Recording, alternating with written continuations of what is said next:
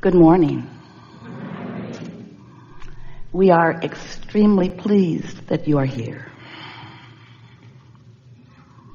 It is good to come together for the purpose of co-creating. Do you agree? Yes. You are knowing what you are wanting? Yes. Desire is feeling good to you these days? Yeah. A desire that you are not contradicting with belief feels really good, doesn't it? But a desire that you don't believe, a desire that you doubt, not so much fun, is it? So the key is for you to figure out some way to believe in your own desire. And what trips you up is that sometimes if the desire has not manifested, if it's not a desire that you are accustomed to seeing turn into actualization, manifestation, then you get used to seeing it like it is, seeing the absence of your desire or the presence of something that you do not want. And most do not realize that as they focus upon what is, they continue to practice the vibration of what is, which makes it difficult for what is to change. When you want something different than what is, but you hold what is steadily in your consciousness, then you continue to practice the vibration of what is, so what is continues to present itself to you in different ways, but the same vibrational essence. Different faces, different places, but essentially the same thing continues to happen. So the key to being a deliberate creator is to find some way to distract yourself from what is while you focus upon what you prefer. It's like telling a new story, or even telling no story. Just do not continue to tell the same story if what the story is about is not pleasing to you. Seems logical, doesn't it? So you live in a universe that is vibrationally based. You are too. You are pure vibration. You are vibration above all other things. But you are vibration that has manifested into some physicality. And you've become so accustomed to the physicality that has occurred that you forget that you are vibration. So most of you, human blessed beings, you don't deal with your life vibrationally. Instead, you deal with it in terms of action, actualization, manifestation. And that's what slows you down so much. If you could realize that you are visualizing things into being, that you are imagining things into being, if you could get your imagination into a larger part of your life experience and your observation into a lesser part of your experience would begin to flip more into things that you do want. We're not trying to get you to stop living what you're living, because most of it is really nice, isn't it? But you can be a better selective sifter than you are being. You can focus yourself more deliberately. And that really is what deliberate creation is all about. It's about deliberate focus. But in order to be effective at deliberately focusing, you have to understand what it is you're reaching for. And the thing that is interesting is that when we ask you to focus, we're not asking for your visual focus. We're asking for your vibrational focus, which means we're asking you to find a way to emotionally focus. Focus yourselves emotionally, meaning care about how you feel. And if what you are thinking about or focused upon, whether it's past, present, or future, whatever it is that has your attention, if you would remember that that focus carries with it a feeling, and if you would care about the feeling more than anything else, and you would focus your feeling into what feels better. For a while we've been calling this gathering the art, because it is.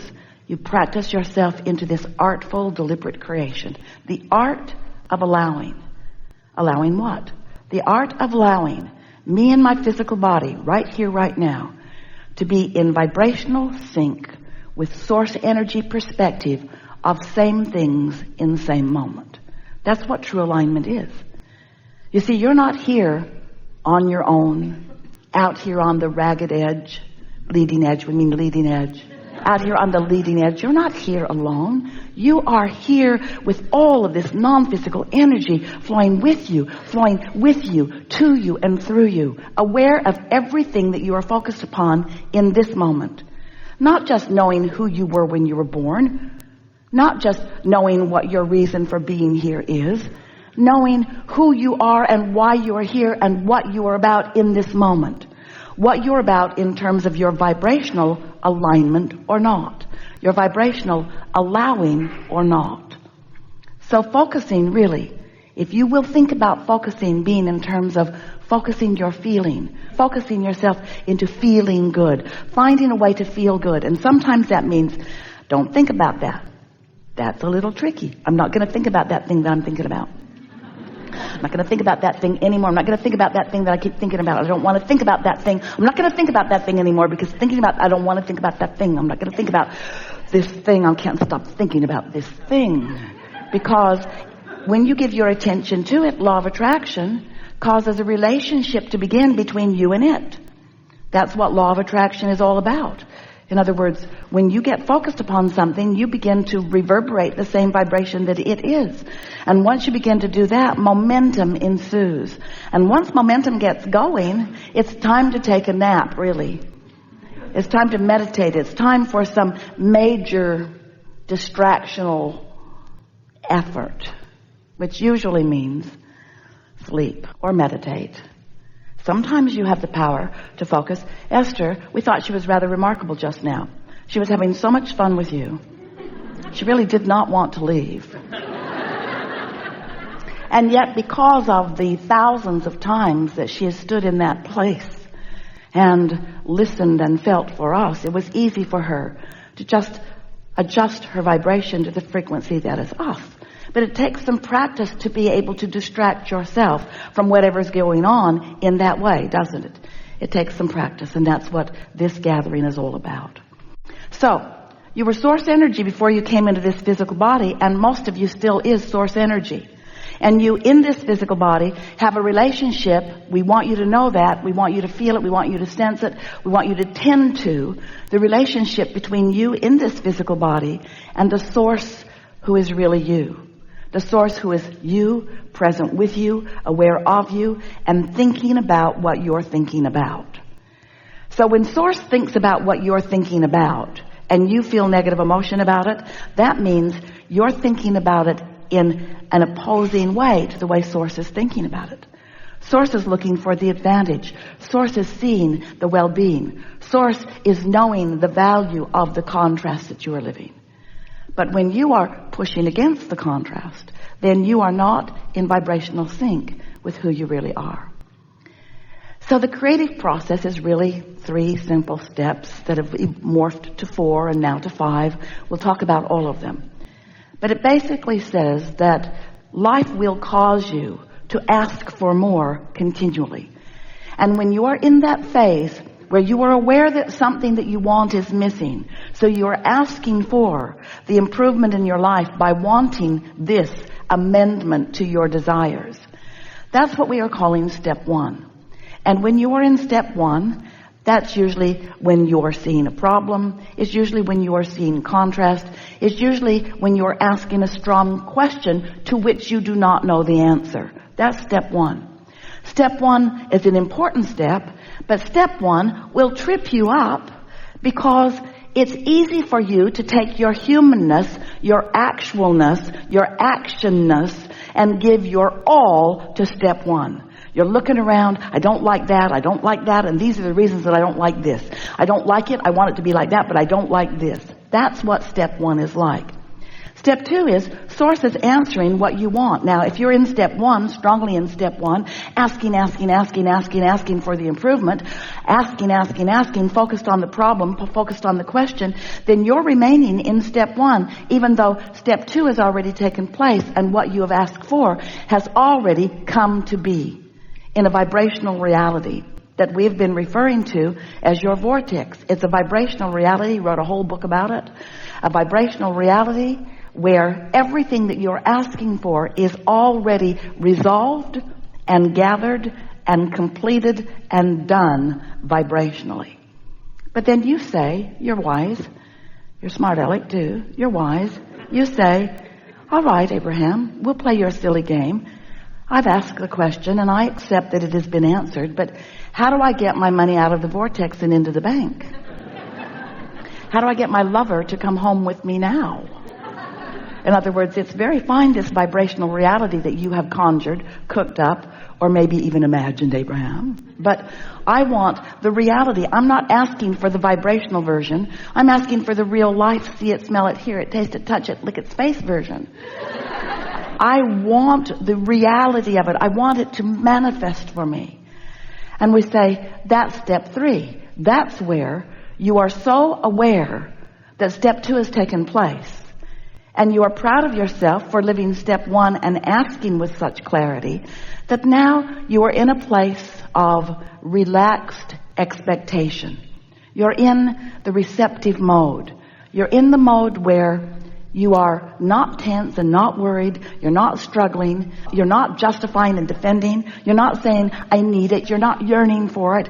You've asked and you accept that it's given. And while you cannot see it yet, you know that it is coming. Step 3 is an attitude of faith. It's an attitude of expectation. It's an attitude of, I know I'll know it when I see it. It's an attitude of, I know it's coming. It's really a pleasant place to be. And it really is the place that you will reside most often, because life will never cause you to stop asking. And because you're going to continue to ask, you're going to continue to be in that place where you've asked for more than has manifest. So it is very good for you to get comfortable being in that mode of having asked for something that has not fully manifested, because that's the way life will eternally be for you. We love you so much. Deal with it. When you get to that place where you just know that it's coming and you don't have to know all of the details, you'll let the universe yield it to you a little bit at a time. You'll allow yourself to be in the receptive mode where you're receiving. Life is so rich and delicious when you're living like that, because there is something new for you coming into your awareness moment by moment by moment. The receptive mode, that step 3 receiving mode, that allowing mode, that is the feeling of most blessedness. When you get into that mode, you can just feel the universe wrapping arms around you and providing avenues for each and every detail that is important to you to be fulfilled. It is such a delicious state of being. Step 4 is, you're so accustomed to hanging around in that step 3 mode that you've mastered it. You're no longer upset with contrast. Contrast doesn't upset you anymore. You know how to manage your vibration. Step 4 is really managing your vibration. It's living in this world of steps, understanding that all of the steps are necessary, and feeling happy. It's mastering. It's the mastery of the creative process. Now we're talking about step 5. Step 5 is where you not only accept contrast as important to the equation, but you revel in the contrasting experience that causes you to focus. And now you've come full circle. Now you are on top of life. Now nothing bothers you because you know it's all for you. Nothing bothers you because you know you've attracted every bit of it. Nothing bothers you because you know it's the clarity that you've been seeking. Nothing bothers you because you know you have mastery of your own ability to focus. So, let's talk. What do you want to talk about? Who are you people? What brings you here? You come to give, you come to receive, you come to clarify, you come to feel clarification. You come to uplift. You come to participate. But mostly, if we were standing in your physical shoes, if we were sitting on your physical chairs, if we were in your physical bodies, and we were in a gathering like this, we would have come for the vibrational tuning that is inevitable. We would come for the immersion in the frequency of your source, to practice and feel and recognize and know what it feels like to be tuned in, tapped in, turned on, and ready for life to reveal itself.